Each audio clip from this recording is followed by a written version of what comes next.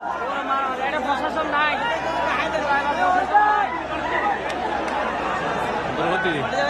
কি চলে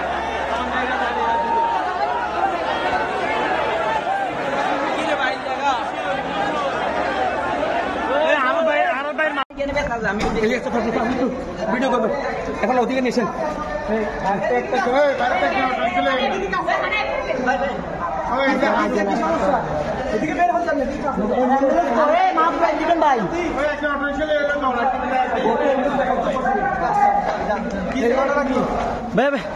বলেন বলেন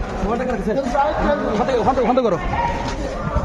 দর্শক আজকে বাংলাদেশে আমরা ওয়েস্ট ইন্ডিজের যে খেলা ওই যে গ্যালারিতে আমাদের আহত জুলাই গণ অভ্যুত্থানে যাদের মাধ্যমে গণ অভ্যুত্থান সৃষ্টি হয়েছে আজকে সে ফেসিস্ট খুনি হাসিনার নেতৃত্বে আছে ছাত্রলীগের হামলা আমাদের ভাইদেরকে নির্মমভাবে আঘাত করেছে এবং প্রশাসন নিশ্চুপভাবে নীরবতা পালন করেছে। আমরা তাদেরকে দোষ দাবি জানিয়েছি কিন্তু তার কোনো ব্যবস্থা করে নাই।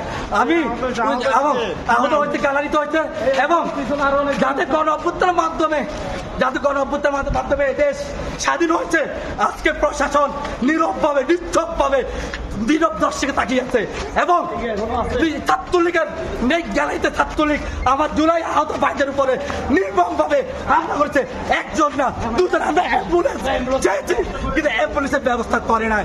আমি চট্টগ্রামে উদ্বোধন কর্মকর্তার কাছে বিরুদ্ধ এখন আবেদন করছি এটা সুষ্ঠু বিচার আপনাদের মাধ্যমে সর্বোচ্চ সহযোগিতা চাচ্ছি।